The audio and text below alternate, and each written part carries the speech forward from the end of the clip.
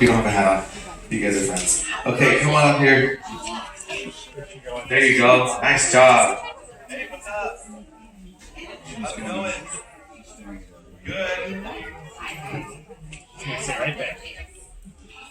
All right, we have room for more kids. You gotta sit in the white tape.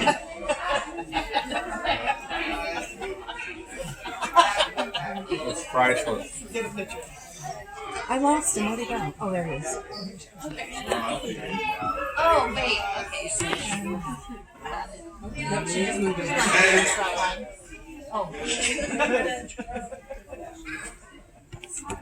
Awesome. Okay, so we got everybody. This is everyone. Okay, now just heads up, there is a water element in this show. So if you ever don't like water or something, then just you can put your head over like this. But don't run away, okay? Like I said, if you ever want to leave, what do? Raise your hand. Okay, now I need everybody to say the word. Not yet. You can't stay here for a little bit. Okay, I need all of you to say this next line with me because you have some cues. So the first one is.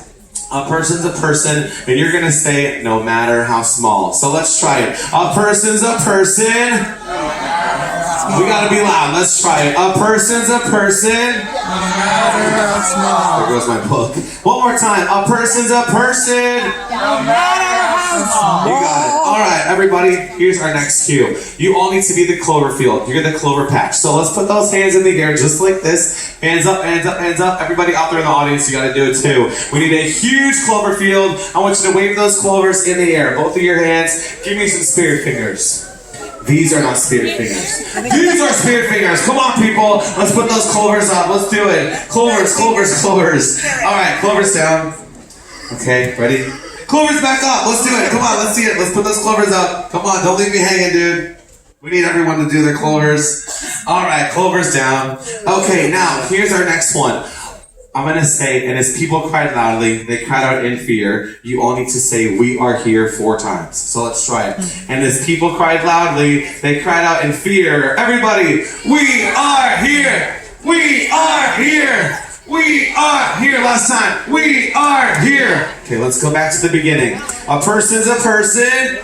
How small. Clovers! Put those clovers in the air. Come on, let's see it. Upstairs, downstairs, everybody. All right, and finally, and as people cried loudly, they cried out in fear. Everybody, we are here. We are here. We are here. We are here. Give yourselves a round of applause. I think you guys are ready. Let's go and meet our Storytime volunteers. Okay, our first person here today is going to be the smallest suit of them all. Please give it up for JoJo!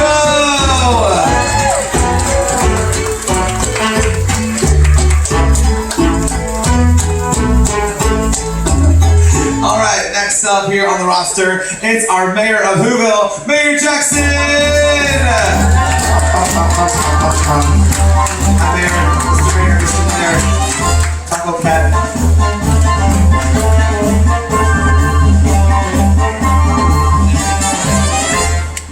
Taco Cat is the same, no matter what you do, backwards or forwards. Okay, now I get it. Okay, next up, it's time to bring out our kangaroos. Here we go. Come on.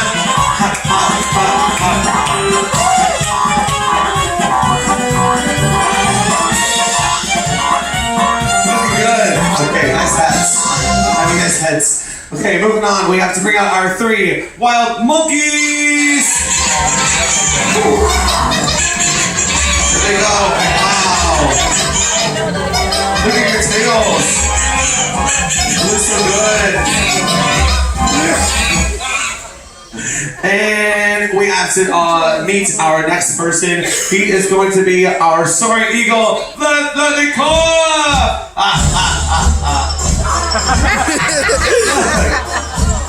Now he's really in character. And finally, we need to meet our star of the show. He is an elephant, and his name is Horton! But it's a sheep.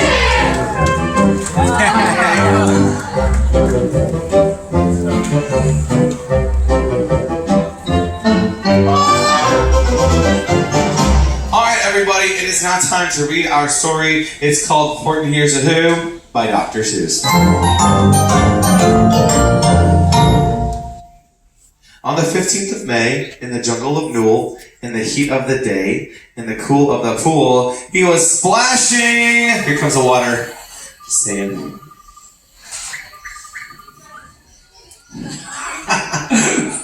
Prince. Sorry, you gotta pump it. Enjoying the jungle's great choice when Horton the elephant heard a small noise. So Horton stopped splashing. He looked toward the sound. That's funny, thought Horton. There's no one around. Then he heard it again. Just a very faint yelp, as if some tiny person were calling for help. There we go. Okay, that's enough. I'll help you, said Horton. But who are you? Where? He looked and he looked. He could see nothing there, but a small speck of dust blowing past through the air. Woo! I say, murmured Horton, I've never heard tell of a small speck of dust that is able to yell. So, you know what I think? Why, I think that there must be someone on top of that small speck of dust. Some sort of a creature of very small size, too small to be seen by an elephant's eyes. Some poor little person who's shaking with fear that he'll blow in the pool. He has no way to steer. I'll just have to save him, because after all, a person's a person. So gently, and using the greatest of care, the elephant stretched his great trunk through the air. He lifted the dust speck and carried it over and placed it down safe on a very soft clover. Humph! Humphed a voice. 'Twas a sour kangaroo, and the young kangaroo in her pouch said, "Humph! Too. Why, that speck is as small as the head of a pin. A person on that, why, that never has been." "Believe me," said Horton, "I tell you sincerely, my ears are quite keen and I heard him quite clearly." "I think you're a fool," laughed the sour kangaroo. And the young kangaroo in her pouch said, "Me too! You're the biggest plain fool in the jungle of Newell." And the kangaroos plunged in the cool of the pool. What terrible splashing! What terrible splashing! The elephant frowned. "I can't let my very small persons get drowned.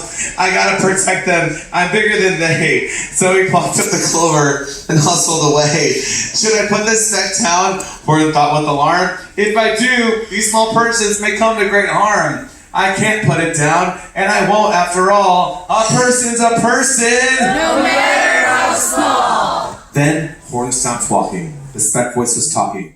The voice was so faint he could just barely hear it. "Speak up, please," said Horton. He put his ear near it.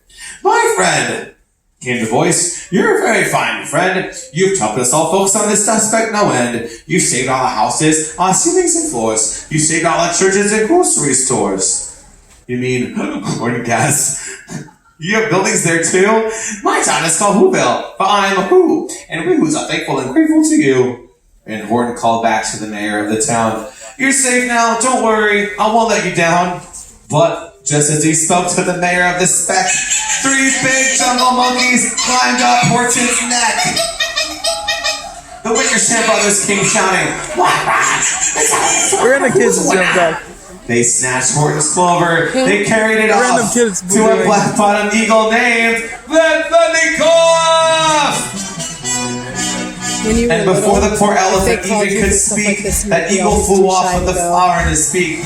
All that late afternoon and far into the night, that black-bottomed bird flapped its wings in fast flight, while Horton chased after with bones over stones and tattered his toenails and battered his bones, and begged, "Please don't harm all my little folks too. Have as much right to live as us bigger folks do." But far, far beyond him, that eagle kept flapping, and over his shoulder called back, "Quit your yapping! I'll fly the night through. I am a bird. I don't mind it, and I'll hide this tomorrow, or you'll never find it." And at 6:56 next morning, he did it. It sure was a terrible place that he hid it. He let that small clover jump somewhere inside a great patch of clovers, 100 miles wide. "Find that," said the bird, "but I think that you will fail." And he left with a flip of his black-bottomed tail. Okay, now the time to flip your tail. Oh, don't flip your tail, flip your bird, flip your... I mean, wait, hold on. Wait, no, don't flip your bird. I can't keep up anymore. You say flip your bird? Okay, Yes. I'll find it, cried Horton. I'll find her buzz. I shall find my friends on my small speck of dust. And clover by clover by clover with care, he picked up and searched and they called, "Are you there?" Then on through the afternoon, hour after hour, till he found them at last on the 3 million flower. My friends, cried the elephant, tell me, do tell, are you safe? Are you sound? Are you whole? Are you well? From down on the speck came the voice of the mayor. We've really had trouble, much more than our share. So horton, please, pleaded that voice of the mayor's. Will you sit by us while we're making repairs? Of course, I will. Of course. Wait, hold on. I lost my place. Of course, horton answered. Of course, I will stick. I'll stick by you, small folks, through thin and through thick. Humped a voice. For almost 2 days, you run wild and insisted on chatting with persons who never existed, and I made a state. Snapped the big kangaroo. That your silly, nonsensical game is all through. And the young kangaroo in her pouch said, "Me too." With the help of the Wickersham brothers and dozens, and Wickersham uncles, and Wickersham cousins, Wickersham in-laws, whose help I've engaged, you're gonna be roped, and you're gonna be caged. Mr. Mayor, horton called Mr. Mayor. You gotta prove now that you really are there. And as people cried loudly, they cried out in fear, everybody, we are here! We are J-Bug. We are here. Last time. We are here. That's good. The elephant smiled. That was clear as a bell. You kangaroos surely heard that very well. I heard no small voices, and you didn't either. And the young kangaroo in her pouch said, "Me neither!" Grab him! They shouted and caged the big dope. Lasso his stomach with 10 miles of rope. Horton fought back as they started to haul and into his cage, but he managed to call to the mayor, "Don't give up, I believe in you all. A person's a person, no matter how small." Okay, sorry, my book is falling apart. The mayor grabbed a tom-tom and he started to smack it, and all over Whoville they whooped up a racket. They rattled tin kettles, they beat on brass pans, on garbage pail tops and old cranberry cans. Important callbacks to the mayor. I can hear you just fine, but the kangaroo's ears aren't as strong quite as mine. Are you sure every who down in Whoville is working? Quick, look through your town. Is there anyone twerking? I mean shirking, not twerking, shirking. Through the town rushed the mayor, from the east to the west. But everyone seemed to be doing his best. And just as he felt as he was getting nowhere, and almost about to give up in despair, he suddenly burst through a door, and that mayor discovered one shirker quite hidden away in the Fairfax apartment 12J. A very small shirker named Jojo was just standing and bouncing a yo-yo.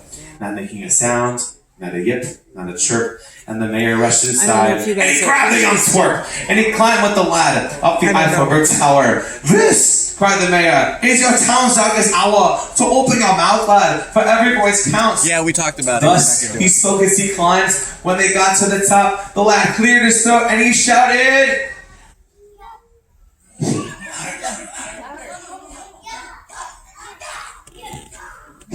"And that one small extra yop, put it over." Finally, at last, from that speck on that clover, their voices were heard. They rang out clear and clean. And the elephant smiled. "Do you see what I mean? They prove they are persons, no matter how small. And their whole world was saved by the smallest of all." "How true. Yes, how true," said the big kangaroo. "And from now on, you know what I'm planning to do? From now on, I'm going to protect them with you."